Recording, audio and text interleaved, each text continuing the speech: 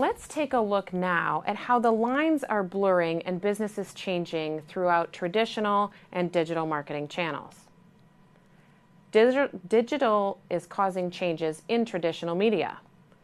TV, radio, print, and out-of-home, billboards, taxi cab ads, all of those things are all being affected by the advent of digital. Traditional media have to respond by becoming more and more digital. So TV is being affected by things like Hulu, Netflix, and so TV companies have got to respond in turn by offering their content in some sort of streaming fashion in order to really get to the consumer and keep them engaged. Radio, things like Pandora and Spotify, taking radio and putting it online digitally is also affecting over-the-waves or terrestrial radio. So again, we see radio stations then through their websites streaming so that people can listen wherever they want to, not just maybe in the car or at the office. Print is being affected very much by the switch to digital. As consumers are going online to get content and not opening a magazine or newspaper, going through their iPad apps, etc., print has to respond. They're having a tough time figuring out how to do that and monetize that content, and so we see a struggle, particularly with newspapers. We talked a little bit about that in a previous module, but what magazines and newspapers are having to do is create apps, make sure that they're on the social media platforms with their content so that they're in front of the consumer when the consumer is going to find this content. So we see magazines having iPad apps where you can actually flip through the magazine, but engage with the content, go to the website, track it via Facebook and Twitter, things like that. Really surround the consumer with your content so that the printed piece becomes less and less important. But obviously, again, then has to be monetized so that we can continue to have money to create that content.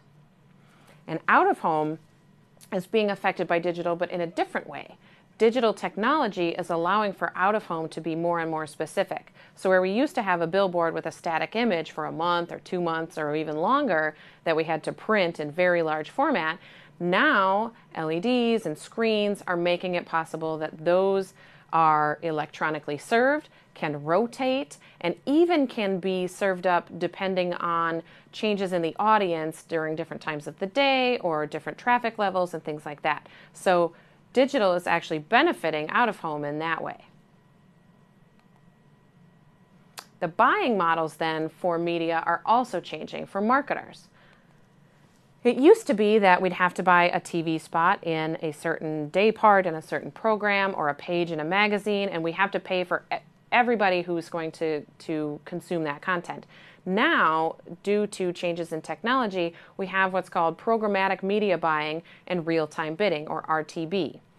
What this means is that through digital channels, we can set parameters to micro-target users. So we can look at behavioral information, demographic information, buying habits, even values, attitudes, geography. There's so many different data points that we can look at to micro-target, and then through technology, those users or impressions are put up in a marketplace, and then advertisers bid on those specific impressions. So you're really getting just those users that you want and not paying for a broad demographic target that you may not want half of it. This is happening right now online, but is starting to move to television, out of home, and other media as marketers are driving for that capability, because it allows us to really track the effectiveness and who's seeing our message.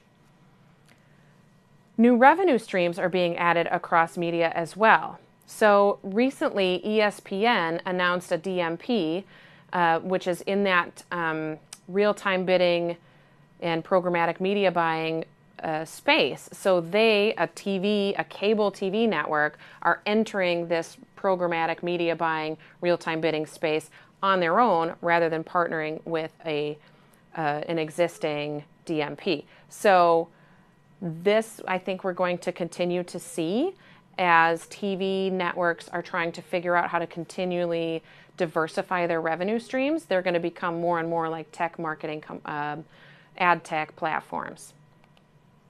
Cable is unbundling. So there's a struggle in the cable industry in the US right now where our cable providers, Comcast, DirecTV, Dish Network, folks like that, are trying to keep those bundles together because that's how they are able to make their revenue, and the networks themselves are trying to unbundle that. So, just make ESPN or Food Network or Nickelodeon available and let consumers choose a la carte.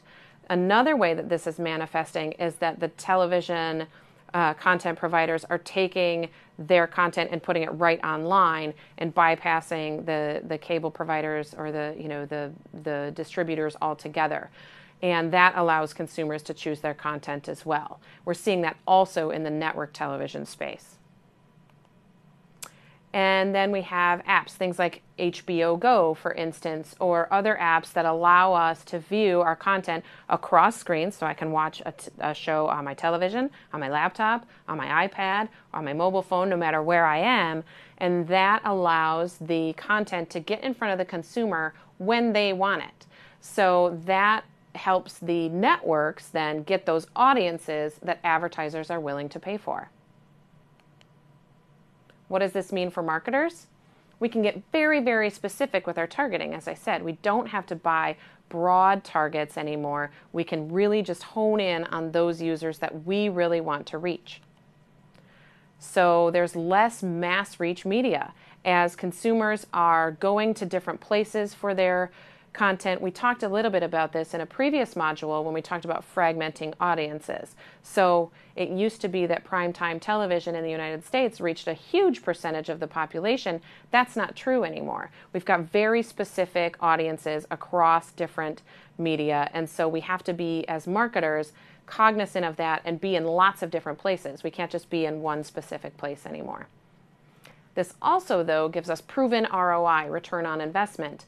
We can see when a user is served our content or served our ad, what did they do? Did they engage with it? Did they go to our website? Did they purchase something? So all of this data and all of this ability to track really shows us what our advertising is doing. And then if it's not working, allows us to optimize. This, though, all of this clutter and all of this disparate media creates the need for marketers to really think about an experience rather than just an exposure. In the previous, advertising landscape, we could put our ad on TV and reach a lot of people at one time, and we assumed that they were listening. Now we have to engage. We have to allow the consumer to have an experience with our brand, with our message, with our content, because that's what they're expecting in this new media landscape.